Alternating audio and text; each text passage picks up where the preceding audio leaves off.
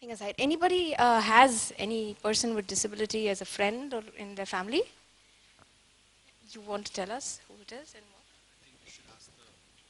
Okay, so I think, Ajoy, can you help with the mic? How many people have noticed that I can't see very well? Well, I can't see your raising hands, you know. So, yeah. Yeah, I have a childhood friend, kind of, is who's disabled, and the stigma that is attached to it. I can't notice it because I'm used to her from a very young age. So it's only when we take her out that we notice that it's like the discomfort. She has problem getting onto the trains. Okay, it's like especially trains in India, and it's a complete like normal middle class family which can't afford to uh, give her some privileges that maybe well-off people can afford to. So the discomfort, she always, I don't notice it, and I just tell, okay, we can go in the train, and then she tells me, no, I can't. It's like I'll be such a big discomfort to a lot of people. So that's when I notice that even our trains and the platforms, especially it's like if I'm taking her in the women's compartment, the compartment is in the last, it's like bogie in the train, and there is no platform there. How can I get her? So these are like very basic things, and a big organization like railways, it's like doesn't have anything to do with it, and it's so unfortunate and sad. Anybody else wants to share a story? Or?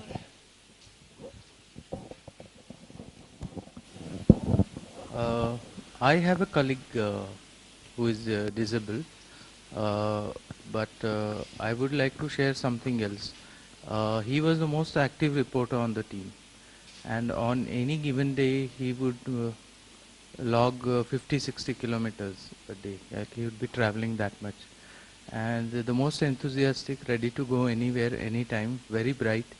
I would just like to share this thing. Of course, he had difficulties. Once he fell from a scooter. What do you call that? It's a hunch. I don't know uh, the disability that he has. I don't know the scientific name of it. But if he would fall or all, it could be very dangerous for him, for his spine, because it already had a bend. But that didn't stop him. I would just like to share one thing. Like I had so much respect and I used to depend so much on him that when Anna Hazare was fasting, he was the only reporter in the country who went and located the woman who cooks for Anna Hazare and what he likes to eat otherwise. And so we had a story about what Anna loves to Okay. eat. Right. So, yeah, and I think also Sahana covers accessibility. Uh, Sorry. I had a friend in Government Law College when I was doing LLB. LLB. Uh, he's no. He's a person with visually impaired. He couldn't read. He wanted to read all those materials, and Braille text was not available. So he asked me to read all those texts, and got it recorded. And examination time, he used to hear those things, and 2 to 3 semesters I helped him out. After that, he got transferred to Chennai Law College. So I lost his contact. What Okay. he's doing, I don't know. Okay, And this is thanks. my. So basically, a lot of us have are interacting with persons with. We'll go to the next. Nirmita, I just want to add, since we're talking about accessibility, I was introduced to this subject before I met Nirmita to a friend of mine who's visually impaired. And he works with a newspaper. He edits other people's copies, and I think he does it better than most other sub-editors. And I got interested in this issue specifically because of him. I got, I was amazed at how diligently he used to do his work. And he used to have a lot of problems, especially when getting onto the internet and, specifically internet accessibility. And so that's how I wanted to, explore this particular topic on how people with disabilities really access specifically on the internet. Okay, thanks. So talking about different disabilities and coming to the subject of access. So clearly there are some, because of some disability, a person is unable to access resources. Okay, let's start by giving some examples of disabilities and trying to identify accessibility solutions which are around us. Should we start with, anybody wants to start? Vision? Yeah, what is the problem? They can't see very well, so what kind of solutions do we give them? No, I mean, there are certain functions that really don't require vision. You can go by sight, so they may not be disabled with respect to those other functions. So if they start earning money and incomes and supporting a family based on these other functions which actually are not related to vision, so then that is a way to see them as equal members of society. No. So another way of looking at it is that we want to mainstream everybody, just like other groups. And there are technologies now which can help these people, visually impaired people like me, do the same work that non-visually impaired people can do. So what are the things you see around yourself? Really basic things. Think of something. But not required for visually impaired. We're going disability by disability. Were you talking about technology? Sorry. So for vision, the alternate has to be a touch or a voice. No? Yeah, I mean, So audio. think what would be, if I want to access a laptop, what would I do? There is a voice feature now in most of the devices which reads out. Screen reading technology, yes. Text, yeah, okay. Can you think of some thing on your mobile phone, for example, something tactile? Tactile? On everybody's phone, everybody has an accessible feature there. Nobody's noticed? There's a raised dot on 5. There are 2 dots on your keyboard. Okay. Braille signs on lifts, maybe? Or the lift saying 12th floor, when you reach the 12th floor. Okay, so that's some examples for vision. For hearing impaired, what do they need? Visuals, yes. What? So how do you do it in technology? Display boards. Public spaces, we need display boards. So you just have announcements in an airport, you need some visual representation of what you're saying. Especially during emergencies. Sorry? Yeah, that's good. So I will play a very short film on, short video on what captions are. And then we go on to the next disability. You can move the mouse like that. You can move it with your hand. It's called eyes. It's called eye pointer. You can move it with a mouth stick. You can move it with a head wand. Again, you move the mouse and you click. There's a switch. Predictive text. Again, and these solutions are across multiple disabilities. Cognitive. Some solutions work for everybody. Very simple layout and design. It will not confuse people with cognitive difficulties. Something which is pictorial will be easy for them. So if you're talking about a mobile phone, if you have a pictorial address book, it will be very easy for them. And that's the same thing for illiterate people as well, not just people with cognitive disabilities, right? So all these, you have the video ready? Okay, wow. Okay. You know how it is. You upload a video and an awful lot of people can't understand it. That may be because they don't speak your language. Flea flackety flaw. Or because they have a hearing impediment. Or because their speakers suck. You take the lead to... Whatever the reason, you can provide captions. One way to do that is to use your video editor to add them directly into the video itself. Hello, my name is Andrew. But that becomes difficult if you want captions in more than one language. Hello, my name is Andrew. This type of caption is called open captions. A much better option is closed captions, which you can offer in a variety of different languages, and users that don't need them don't need to see them at all. You need to prepare your files in either subrip or subviewer format, one file for each language. If you are a bit of a geek, you can use a simple text editor and easily produce your own files, but if not, there's software available. For example, CaptionTube, which you'll find online, will help you make captions for your already uploaded YouTube videos and is completely free. You then take the files that you have and upload them to your video and select a language for each one. Even that's a little bit complicated, but if your video happens to be in English or Japanese, you can use a simple text editor to write a simple transcript. And YouTube will use speech recognition software to work out exactly how to display the subtitles. If a video has closed captions available, when it starts playing, you should see a CC button appear down here on the toolbar somewhere.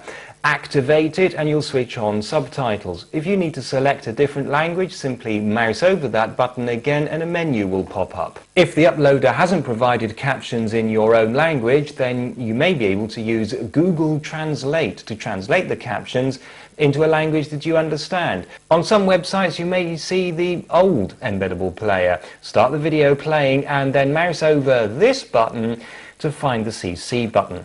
And that's it! Happy captioning! So that's a lot of information, even if you don't note all of it. I think the idea is clear. So what we've been doing now is trying to identify solutions for problems which arise out of different disabilities. We will concentrate in this session on ICT accessibility because we are talking about the internet and ICT is helping you to access the internet. But just to give you a brief, that accessibility can be broadly classified into physical infrastructure accessibility and ICT accessibility. What is the definition of accessibility? And anyone wants to try now that you've understood what it is? Okay. So accessibility is, you can understand it as the measure of a product so that it can be accessed as effectively as by a person without a disability and a person with a disability. So the access, effective access should be the same. Whether it's a product or a service or a device, access should be equal and equally easy and equally effective. I just explain some key concepts associated with accessibility. When we're talking about physical accessibility, we refer to infrastructure like ramps, lifts with buttons, auditory signals, etc. When we're talking about ICT accessibility, we're talking about assistive technology, which is technology which helps or assists persons with disabilities to access the internet, which we just listed out right now. There is another very important concept called reasonable accommodation and another called universal design. What does this mean? Universal design means that a product from its very inception is designed so that it can be accessed by both persons with disabilities and without disabilities. So you don't need any additional efforts or any reverse engineering or anything to be done for it to be accessed by others. For example, your keyboard with 2 keys, it can be accessed by blind people and then nothing extra needs to be done for it.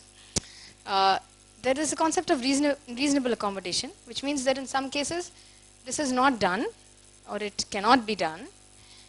In that instance, you take a little extra effort, but not so much that it causes undue hardship to that person who's doing it, and you ensure that an alternative accessible copy is available. For example, we discussed the PDF image yesterday, which was a scanned image. The extra effort could be OCRing that image and putting an accessible copy up, or even just put up the version of a Word document or a text version or an HTML version of the content of that PDF, inaccessible PDF image. So that's an alternative to what is available, and that's done by reasonable accommodation. So these are some important concepts one has to bear in mind when one is talking about ICT accessibility. Just open up my presentation now.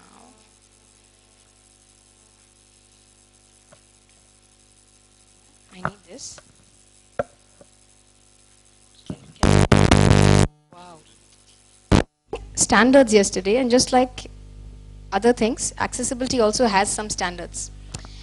We've talked about assistive technology. So what happens once we have the means to access the internet? What else comes in our way? The interface, that is the website, the content, what is on the website. So now we need standards for these to ensure that they work with our assistive technology. So when we're talking about the interface, here we're talking about WCAG, which is called the Web Content Accessibility Guidelines, which has been developed by the World Wide Web Consortium.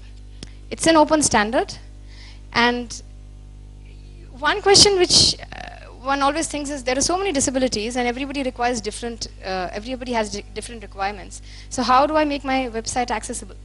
I can't think of everybody, and it may not be viable for me to, economically for my company, because I'm a very small company, to think of everybody and put captions, etc., etc.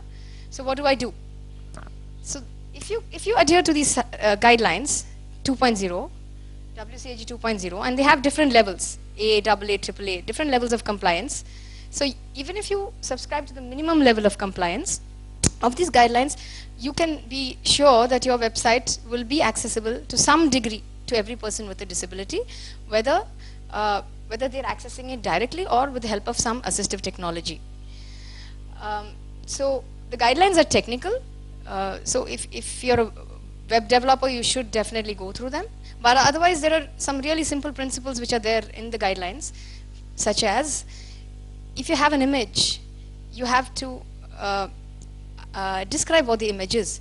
So if I have a screen reader and it just sees some image, like a captcha, I'm not going to be, my screen reader is based on artificial intelligence. It's not going to be able to process what it is and describe it to me.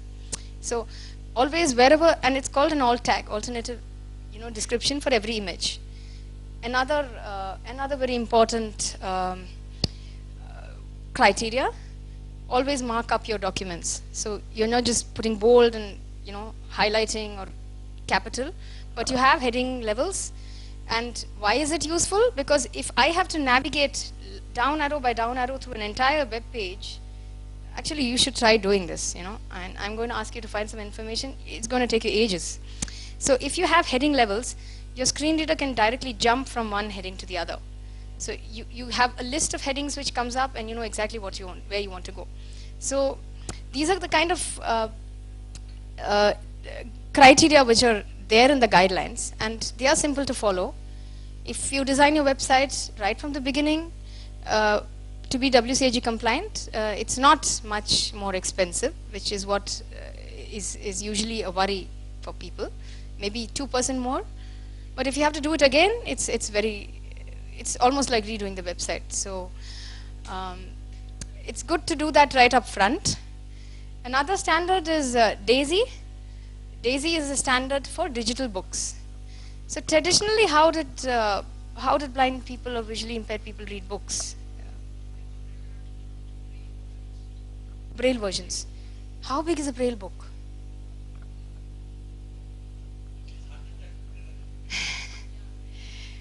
Okay.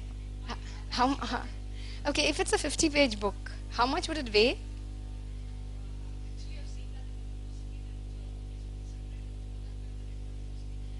And you have to read it there because you can't carry it home, no? It's very big. So then after Braille, audio, books on tape. Okay, so you have a book, a big fat book, and it's about 200 pages. It's about 10 tapes. How would you go to page number 156? You start frantically listening to all the tapes, right? Unless you like put a sketch mark on this and that, and the red tape has page 156.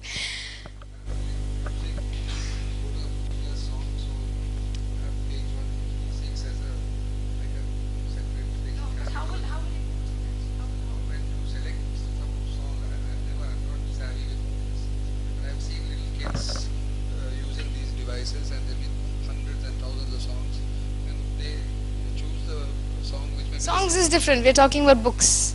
books. Huh. How do you So that's exactly what I'm saying. So DAISY is about marking up your book. If you have not marked up your book, how will you go to that? There's no, it's just like one file. Yes. So DAISY has 6 types of DAISY books. You have audio and text, or text only, or audio only, depending upon well, the level of technology competence which you have and the resources which you have, and the kind of readership of your library. For example, if you have a DAISY library, and you have a file which can connect the audio and the text, and you can navigate to any words or any comma anywhere in the file. So this is a really good way to read, but it's also expensive and time consuming, and we have a DAISY Forum of India, which is about 86 organizations which are converting books into DAISY, but yeah, there are hardly as many books as there are in the market. So we have a long way to go, but it's definitely the up and coming technology.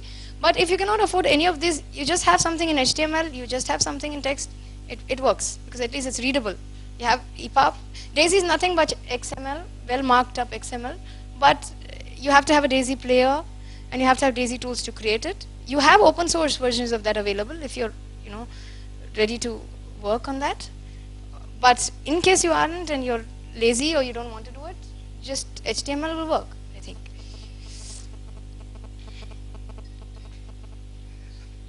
Sorry? No, not video. Yes?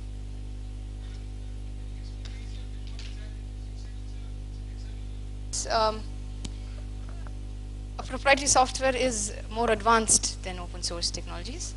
So the project where we'll develop NVDA to bring in critical functionality so that we can use Indian languages on that. Now that's a big problem for us. We don't have text-to-speech to access content in Indian languages, and we don't really have Indian languages, Indian language content in Unicode font, which is what you need to access it with a screen reader, which is the other standard which is on my list.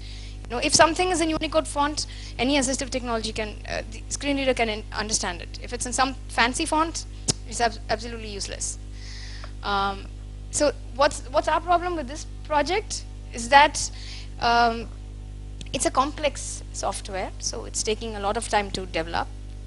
To fix bugs, it's taking 2 months, 3 months, when we had anticipated that we do like 3 a month and something like that. And we are not getting people who are interested in working on this project because it's not a lucrative long-term thing. So we started last August. We have one person who's working on it part-time. We have interns coming in and going, and that's good because it's capacity building, they're learning. But in terms of contributing to that project of developing NVDA, we are very slow. We're making progress, but very slow. So we'd be very grateful to work on this project. The other thing we are also working on, since I'm talking about the NVDA project, is that we are developing text-to-speech for about 15 Indian languages, and we've done it for Bangla, Malayalam, and enhanced a bit on Hindi, and one more. I can't remember. I'll get back to you on that. So the 4 languages, and this is eSpeak, which is another open source synthesizer. The flip side, if you're going to listen to it every day, which you may have to if you don't have a choice, is that it's a very mechanical sounding voice. So, and that's what usually comes with NVDA, as opposed to JAWS, which I can switch on later on and you can see it's a very human sounding voice. So, but still, for people who don't have anything, if suddenly we have people, and we have 63 million people who are blind in India, 63 million, it's not a small amount. And then we have all these illiterate people who will also be able to use this technology. So there's a lot to be done in this area, and a lot of ground to be covered and a lot of people required. So feel free to jump in and help out or do whatever you want with this information.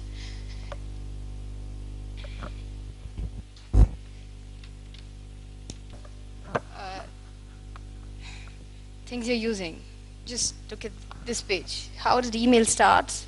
How did transmitter start? How did a typewriter come?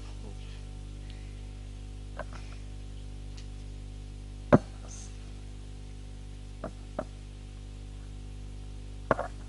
I go to the next page?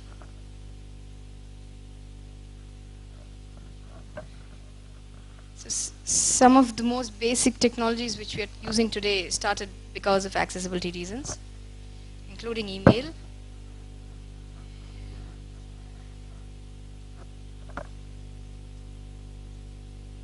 Okay, these are examples of physical accessibility. I think we have listed them out before itself, so there's no need to ramps and transportation, low flow buses, etc. So all these examples we have listed out, but you could just go through it again if you want.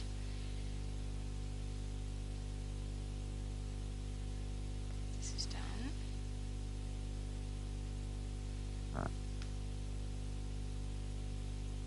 Web accessibility. Okay. This is what we're talking about right now. And I will play another video. One sec. When I was 14, I lost my sight, and I just remember I was going, like, surfing the web, and it was just so much easier. Like, I like to get on it so much more. And now it's just so frustrating because you can't see the graphics and, like, what's going on sometimes, and it's just frustrating. I use the internet connected to school subjects quite often, and I use it for projects and tests, but also one of my most recent projects. The only way I could get it done was to go to google.com. All the other recommended websites were not very accessible. Without captions, it's hard to understand what they're doing. I just have to try and make it up. With captions, I know exactly what's going on. I know the specifics of what they're talking about. It's kind of hard to be required to do something and not be able to do it. And you have to find somebody else to come and help you do it on their own time. And I can't navigate by myself. And I like to be independent. It gives me a feeling of pride. And it is also slower if somebody needs to help me, which they would. And something that would help out a lot of visually impaired people is just for that person to go the extra step, which isn't much at all, to make the web. These are examples of two inaccessible websites. One is has a capture, which if you're deaf you can't use. If you're blind you can't use. And one is something which is not marked up. So just to give you a little background on the examples, at CIS we've been very closely following guidelines for web accessibility by NIC when we started off at 2008. So we've been going to DIT, that is the Department of Information and Technology, now DEIT, why? And working on a draft electronic accessibility policy, which has been a draft also for a very long time, and which talks about using Unicode, website, WCAG, everything. NIC came out with the guidelines on advisory guidelines for government websites, I think it was called, in 2009, February 2009. Sorry, 2010, and it said that all government websites have to be accessible. What we did in 2008 is we just randomly took up 22 important websites like railways, Indian Airlines, bus, DTC, whatever, and we checked, and apart from one, which is RBI, none of them were accessible. So to follow up, last year, we decided that 5 years have gone by and we have this policy, nice policy in place, and let's see how much we have progressed from that time. So we decided to check all government websites. There are 7,800 of them. If you go to goidirectory.com, gov.in something, yeah, sorry. We harvested these websites from different state government portals and everything, and we got a list of 7,800. So we got this team together and we said, you do these many, you do these many, and you do these. What we found out is that 1,985 websites didn't open at all. That's more than 25%. more than 95% are inaccessible. Say 52 of them have a color contrast option, for example, 52 out of 7,800. And average errors per home page is about 500. So some just for the home page. And we ran a tool. So upfront, I'd say a tool is not the way to do a comprehensive test of any website. It gives you an idea that there are errors. But to be fair, suppose there is a description. The tool will say there's a description. But if there's a picture of a dog and it says it's a cat, the tool is not going to be able to tell you that. So you have to do some amount of manual testing and you have to do some amount of automated testing. And given that we had such a large sample size of 7,800 websites, obviously we didn't check all the pages and we didn't do a very rigorous test. But it took us almost a year, also because people were working on and off on this. It can be very tiring.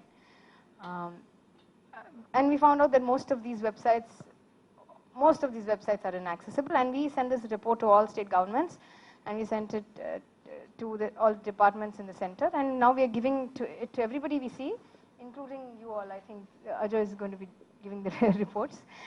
So it's also just to show that when we are that we need policy intervention. Sometimes it's not always voluntary, and we need to have policies in place to implement accessibility. But even when we have a policy, we need to monitor and to check, and there are different ways of doing it. You can send RTI and ask one ministry, is your website accessible, and they'll not reply. You can appeal and they'll not reply, and you can appeal again and they'll not reply. Or they'll say, we are not the right person, go there. That they'll tell you within 30 days. And then they'll say you're not the right person, and then you say, no, we are not accessible, and they can be honest or say we're accessible. But there are different tools to do that. And for the first time, we are not per se a very technical organization, but we do work with a lot of people. And I think this was very useful because based on this, I think Sunil has now been called to a committee to revise these guidelines, and this book is very useful to all of them in the committee. And that's how the detailed data is also available on our website for each of the websites we tested. On the CIS website, you have the original data.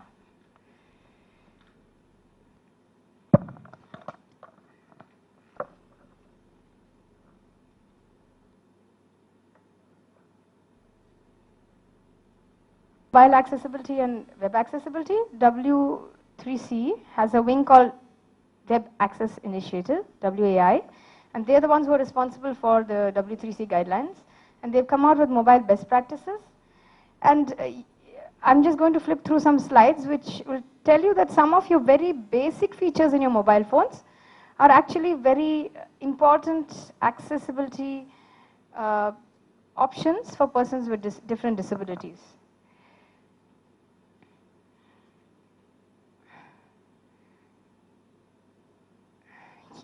Hearing, so visual alerts, call logs, all these you have. But you wouldn't have thought that they're so critical for people with hearing disability. There's a person called Mohammed Jemni in Tunisia, and he developed a very innovative software which he's willing to give to anybody if they will use it. It's called Avatar, sign language Avatar. And that's targeted at deaf illiterate. What one would not realize is that out of all the disabilities, I think deaf persons are severely uneducated. And even though we have sign language, A, it's not standardized, especially in India across different states. And B, that very few people know it. So even if you are saying you can message, they are not going to be able to read that message. So this person in Tunisia, his device is called Avatar, and what it does, of course you have to have really good bandwidth, etc., is that anybody can just sign, and it goes like ding, to the next person, and they can just reply again back through sign language. So that's very popular over there, and it's a very good solution. I mean, whether or not you're literate, it's very useful.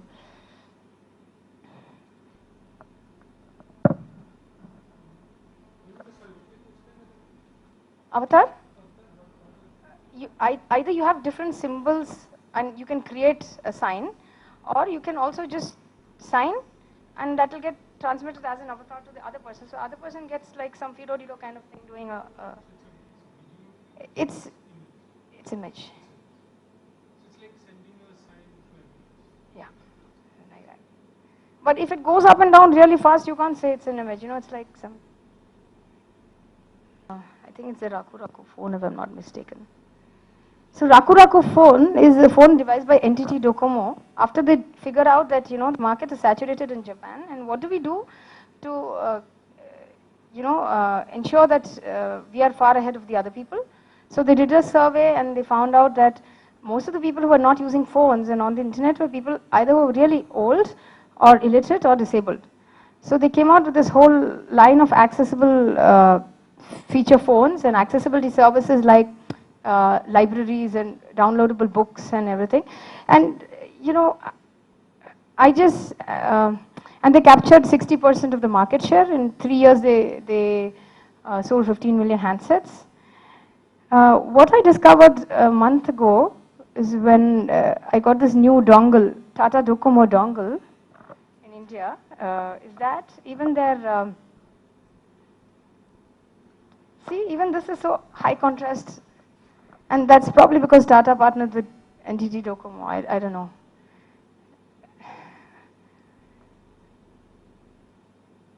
Okay.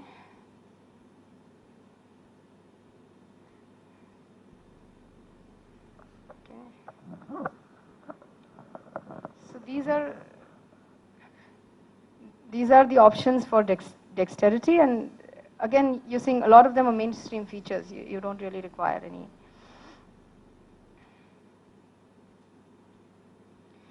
Okay, so I'll tell you another interesting thing. A new project which we thought we'd do, and it seems to have failed right before we started.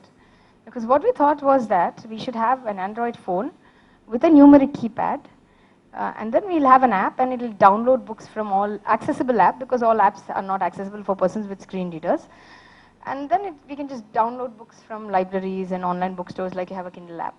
And why do we need a numeric keypad is because we will put that text-to-speech, which we are developing on 15 languages. And you can key in different alphabets with different key combinations. So for the past month, we've been looking in Indian market, Chinese market, everywhere. And apparently, numeric keypad phones are no longer there. There's just touch phone with Android. There's no numeric keypad, numeric phone with Android. We've written to Huawei and said, listen, you had this model 2 years ago, and you know, can you get us some 8,000 phones like that? And they said, we don't do it anymore.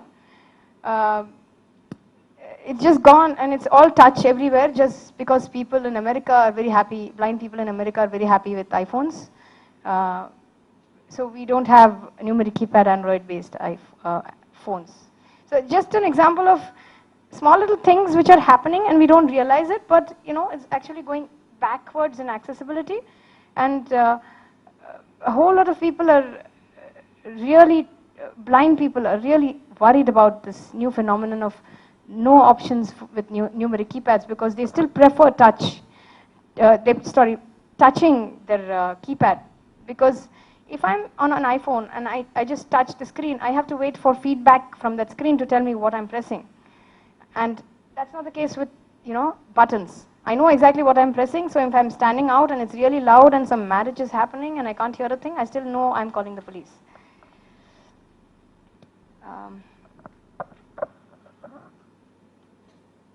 Okay, so there are really help the cause of accessibility.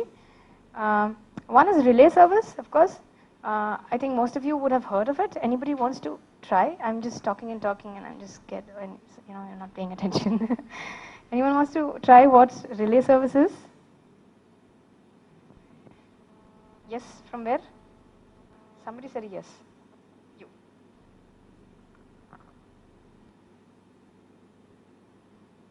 No. You want to try? No, I'm asking if anybody knows what relay service is. No, no. Okay. Anybody wants to hazard a guess as to what relay service is? Yes, it must be relay means passing the message, so I guess somebody must be translating or communicating in a different way when the message comes to them, to a person with an accessibility problem. Right, correct. So I am a deaf person and I need to talk to somebody else, and there's this person in between who's taking my message, which I'm keying in, and they'll give it to them. If it's another deaf person, they may send it back by text, or if it's a non-deaf person, they may just talk, and then that person will talk back, and then this will get relayed back.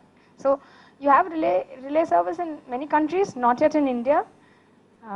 Maybe it could be one of the proposals under the USOF. So that's one service for deaf. For the blind, there are a lot of useful services like navigation. Most of you have it on your smartphones. So it's going to tell you go walk 50 meters here and 500 meters there and turn a right and take a left. It's the flip side to it is that if there's suddenly a metro being constructed and your phone does not know it, it will send you to the wrong place if you cannot see it. But otherwise, it's good.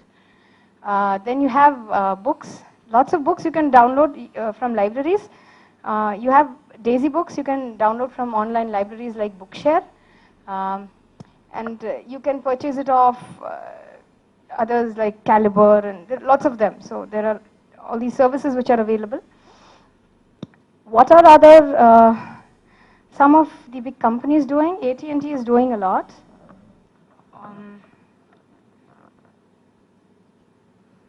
Yeah. So this is Relay by AT&T.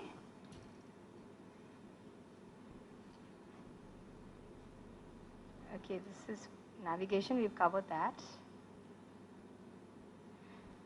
So what also customers are go in, and it's high contrast, and there are non-skid tiles. So there's a whole range of things which they're doing, and I'd be happy to share this. This slides will be up on the institute website by the end of the week.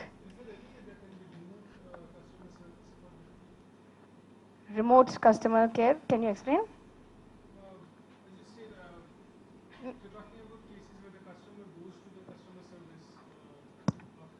That's, yeah. You're talking about instead of IVR? So I think in a country like India, either you have all this relay service in place, which helps you access customer care, right? Like in a country like Australia or US or wherever. Or you have text tele typewriters there. But I think in a country like India, even if service providers just say, message me your problem, and I will send a message back for educated deaf. I don't think it would cater to uneducated deaf. But for educated deaf, I think that's definitely a simple and completely economically viable proposition. Yes. There is this keyboard being developed by a couple of people called Flexi, if I'm not wrong. It's a very interesting, it's a keyboard for touch screens which is meant for the visually impaired. And it's being tested very well. It has 98% success rate till now, which is very good. And it's basically, the idea is that you can type completely normally without ever looking at your phone. So you don't need to actually look at it. So it's actually a very interesting thing that might be good to check out. It's being developed. It's a keyboard which obviously iOS does not support external keyboards, but Android does. So I think they're testing them right now. It's an app that I have right now on the iOS. But after it is being completely tested and after that has happened, it will be deployed as a regular keyboard for all phones that support it. We should think of that for our failed proposal.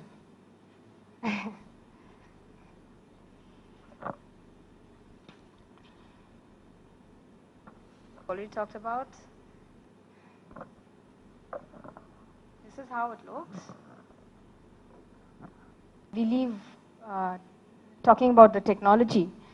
Is that it's very important for you to work with persons with disabilities and to understand their needs before you think of solutions. A big error which a lot of people, including the government, does is to think they can define the problem and spend lakhs and crores of money on a project, and they think they're doing it for the disabled. One example is there is an IIT which was funded big time, to work on a special browser for the blind. And we discovered it quite accidentally when we went there for another project. And we said, hey, we are already being using Mozilla and Internet Explorer for the past 5 years. Why are you designing a separate browser for the blind? So what I'm saying is, if they had bothered to check with the community first, their expertise and time and money would have been spent more usefully designing something else which is more required, you know. For example, a refreshable braille display. What is that? That is a device in which instead of, if you don't like listening and you are not able to remember, and many of you will relate to that, you need to have things written down.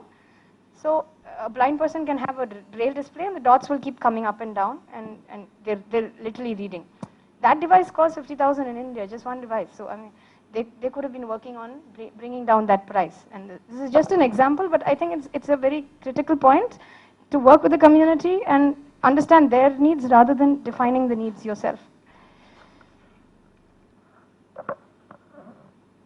Yeah, okay. So I'm talking about accessibility policy, last part of the presentation.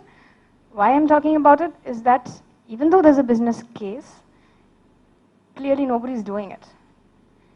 We are not going anywhere with voluntary adoption. Not anywhere, not completely, but very few percentage of people are adopting web accessibility or working on that. So we need a mix of policy plus voluntary adoption to make this work.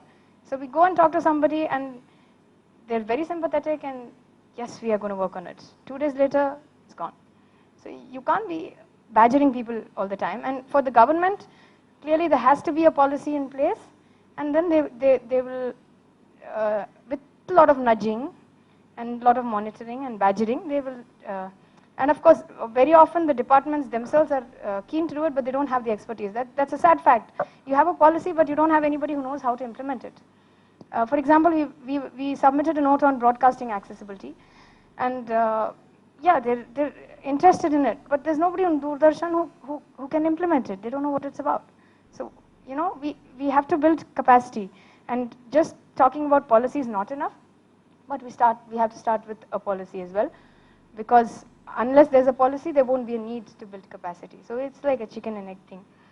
And we've been working on this electronic policy, and how we started is that we gave the government examples of what different countries are doing. For example, US is a very much quoted example, Section 508, they have an access board, they implement web accessibility very stringently. They have a scorecard and everybody has to voluntarily, you know, give a compliance. They have any procurement also, you have to say that I comply with your 508 requirements, and only then they'll be considered for any government contract. So US has a lot of measures in place. UK, I'd say, is an even better example than US, and now they've recently amended their laws also, not just because they have a separate statute on web accessibility, they also have a better practice guide on mobile accessibility, which I haven't seen in any other country. And another interesting thing is that they are forcing private persons also to, private enterprises also to comply with these guidelines, not just the government.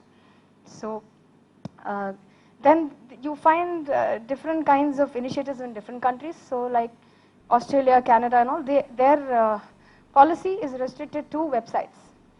But in some countries like Germany and UK, it's not, it may not just be websites, it may be all electronic infrastructure. So there's different approaches to policy making, but I'm not going to talk about that now here, but what I'd really be very excited about talking is how you, if you want to get your government, your state government, you should want that to come out with a policy saying all the state government websites should be accessible.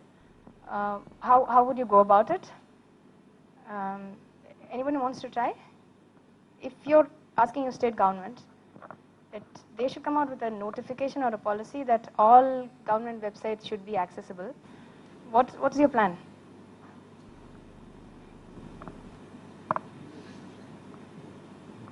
Okay, and which section? Can you describe? You have to create a coalition. Yeah, it's absolutely, because then it's that your work becomes that much easier. So first you know, whatever you want to achieve, you create a coalition for that. And that coalition should include, I mean, the media, the editors, the stakeholders, and those responsible for making that policy happen. So once you create a coalition, then the question is how to keep the issue alive till you actually achieve what you want to achieve. So that's one way to go. I mean, target the right people. So that's why I would look. I would do it that way. Multi-stakeholder. That's one. Any other? See, I subscribe to the NIC newsletter on web guidelines. I don't know whether it is enforced or it is just a W3C. W3C. But they seem to be making some small snippets and then sending it out. Yeah. They do that. That's not mandated, is it? That's a W3C. India. They are just awareness raising. Okay. No? Anyone wants to try? You're going to meet the secretary with a bunch of multi-stakeholders. And what are you going to do there? Okay, so behind this to kind of like technical personnel especially to design websites such that it's accessible. First, they need to be educated, trained. So we trained 3,000 NIC staff. That has to be done. Otherwise, there is no way. I agree. But how do you initiate the discussion? What I am just trying to make a point is that I'm shifting away from the topic of accessibility a little to how you. Because here we are all interested in reform and we are all interested in contributing to that reform. So I'm just, and this will be covered in some other session, I'm sure. But just since we worked on that process with some departments, I just thought it would be useful and to share how I worked on the accessibility policy. The first thing which any government person would ask is that show me best practices. What are other countries doing and how successful have they been? They may come out with some policy which is entirely their own. But the process is that you go with a well-researched, well-documented note telling them that this is the problem. These many people, 1 billion people in the world have a problem. 150 million in India have disabilities and 63 million are blind, whatever stats you can dig up. The bigger the better. The more,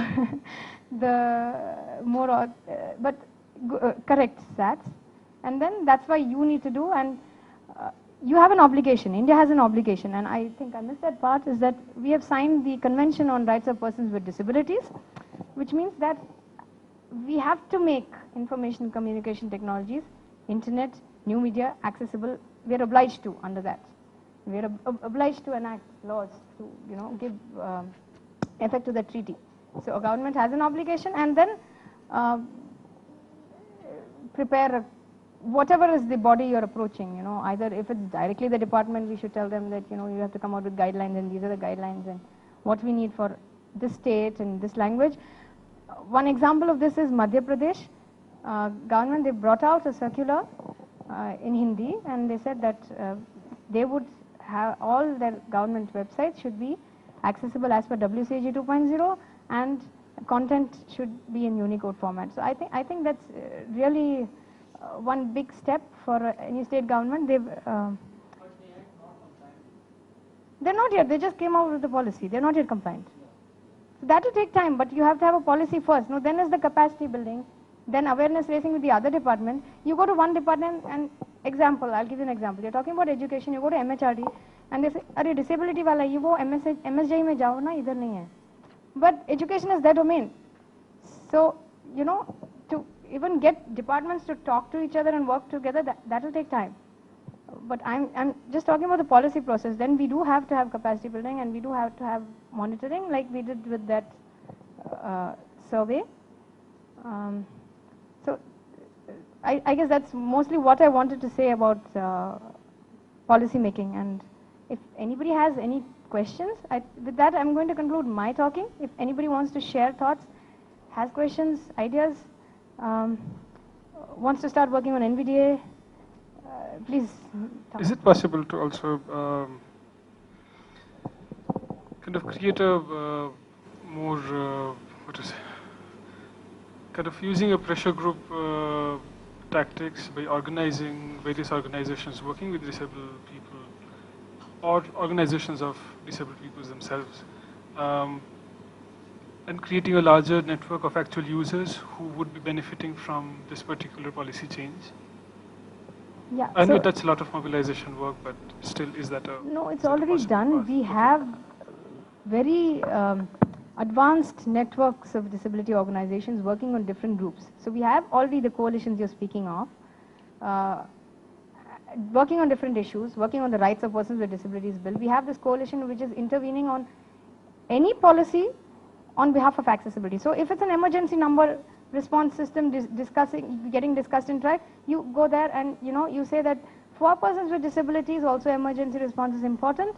Like in Europe, they have 112, which is a standard number anybody with a disability can use.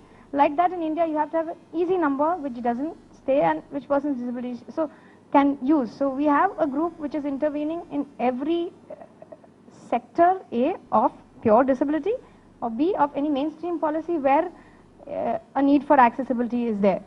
So that is there, but it's still taking time and it still needs more pushing.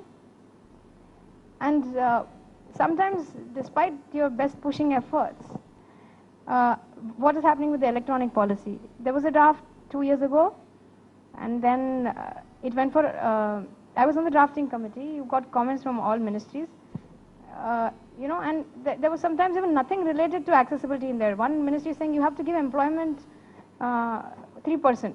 That has nothing to do with an accessibility policy, but we are sitting and considering what to do with that remark. So all that got finalized, it went to the cabinet, it came back again for no reason, then the joint secretary changed, then again they asked us for the same paper we gave in the beginning, which so many countries are doing what, then again it got finalized, then again it went to all ministries, and now another person's come, and now he's again asked me for the same paper 4 years later or 5 years later, which I again sent him. So, despite your best effort, it just doesn't happen, or it will take time and we just have to be patient, but we can't give up. So, anybody else, any questions? Or? No? Everyone's clear? Yeah. Since we are as a technology moving towards touch devices, and that seems to just be happening across the world, are there any touch specific accessibility aids being developed or in process that we know of? Touch phones or touch devices specific? I'm thinking when you're saying touch is mostly Android or iPhone. Pretty much. What's happening, yeah, smartphones. And they both have their inbuilt screen reader. That's for blind people. And for others, yeah, they can use their hands or speech recognition. That's already there in those phones. They're smart. They're really smart. Right, but so, they just don't suit us sometimes. Right.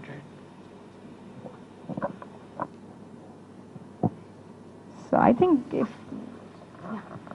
So like, I want to mention one more disability, like whatever it's not like the blind or vision impaired. So there's one more category, it's called print impaired. So I mean, they are like, even though they are educated or like they know how to read and write, some people like the print impaired who are called, like, they cannot understand the content of the web. What is there around? So print impaired covers the whole umbrella of disabilities, which includes the blind. But print impaired can also include illiterate because they can't read print. Dyslexia, autism, because they're looking at it but it's just looking very jumbled. So for that, some little solutions we have, like you have images where you have text, you try to simplify your web interface. You don't have flashes too much. Suppose somebody gets seizure just looking at the flash. So these kind of solutions are there. But what specific solution is that we can simplify content and we can simplify the websites. But more than that, we can't do.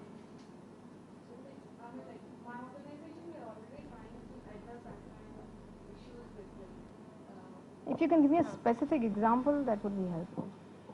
Like we have developed a tool called Alapi. Like so, like what that does is like it takes a web page. I mean, suppose a domestic worker wants to know like what laws are available for them, like what kind of articles or laws are. So they don't understand if you just say that this is the particular law you have, like overtime breaks you can claim and all, but they cannot understand a normal domestic worker, like she cannot understand like this law, what does it mean. So we give them a specific, simplify the content for them, and tell them like, okay, I mean with the images and like with most real examples, like if you work for overtime, uh, you with you can claim these, you can actually claim for more breaks and all. It's like, so simplify the content in their language or in a simple terms, like where they can understand by themselves. So such kind of things. Yes, there are. You answered your own question. So you simplify the content. There are different tools, lot of tools getting developed. There are not many tools here. I mean, nobody, what I've seen is not many people are addressing this part of. Correct. There aren't many people working on accessibility. There are solutions, like uh, I saw once in Dubai, somebody had a solution where anything which is in text, it just suddenly pops up like an image and somebody can understand. But they are not uniformly available across the world. Then there's a language problem, so we have to develop solutions indigenously. All solutions outside will not work here. And we do need people working on accessibility issues, which is one of the reasons why we're talking about it here, is that there's very less awareness and we need more initiatives. And it's just a start. But I agree with you. There are a lot more problems which don't have solutions, and we need to work on these solutions.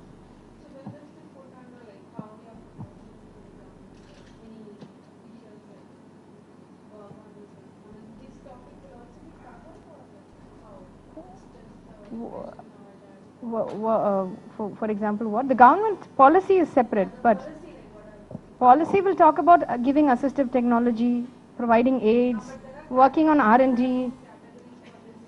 No, so that people will have to work, individual NGOs, state governments will have to identify the needs and work on it. It cannot be addressed in a policy. That, each disability, each thing, it just goes on. Even the standards may not be addressed in the policy because they can get upgraded and changed, right? So maybe there is a committee. I don't know what comes out, and when the policy comes out, I'm scared talking about it and committing it to it now. But maybe there will be a committee which is reviewing standards and which is identifying needs on an ongoing basis, which is what will have to be done, because otherwise your policy will have to keep changing. And to just get one policy is so difficult, changing it is going to be even more difficult.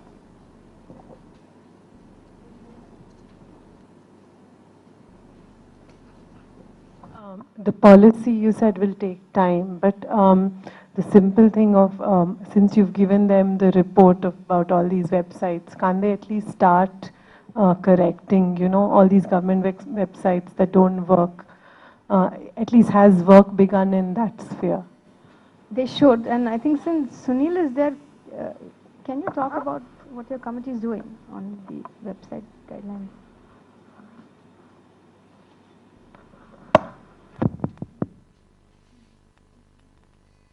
The personnel and training. Under the very same ministry, there is yet another department called BA and Public Grievances. Yes. So this department years ago, and over the last 3 years, there has been very little compliance, not just with the accessibility related standard, which is WCAG, Web Content Accessibility Guideline. But with many of the other, what they are wondering is, should they reduce the size of the document? Should they just focus on the most important things? Because at the moment, to be in compliance, there are some 80 or 90 different standards like WCAG that you have to comply with. So they're wondering, should they reduce the number of standards that are mandated in the document? They are wondering, should we make compliance only mandatory for new projects? Can all the existing websites and e-governance infrastructure of the Indian government remain as it is? Should we only make it mandatory for the new projects. They are asking, should we have any incentive mechanisms if a particular government does well and is in full compliance? How do we reward that behavior?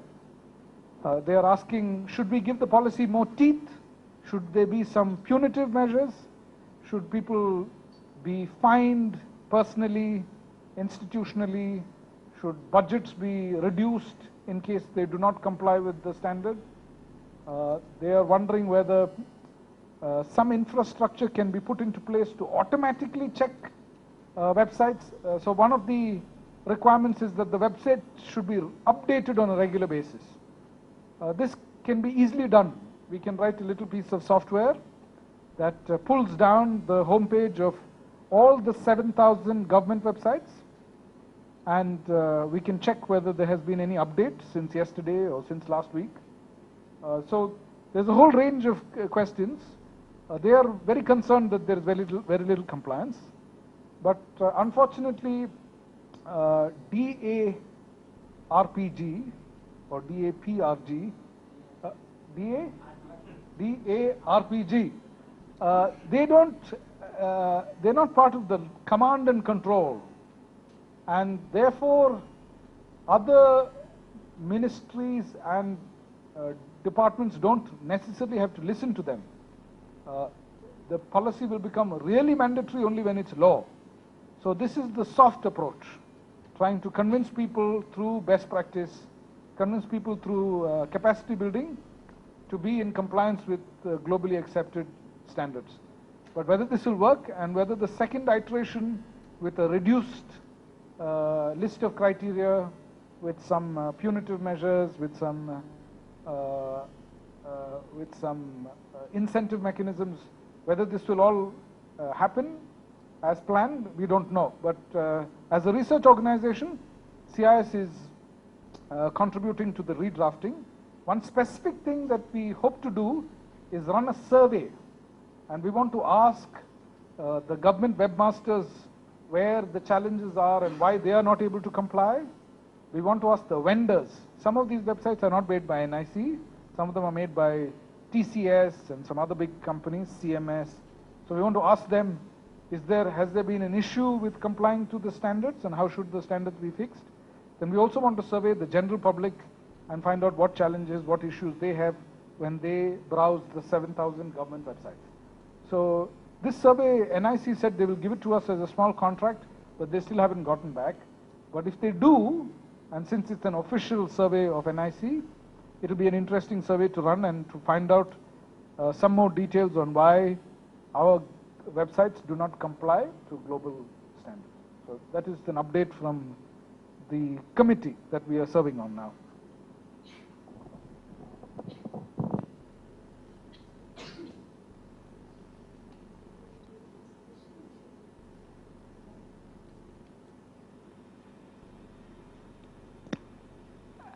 Okay, so I think I'll wind up now, and thanks for your attention.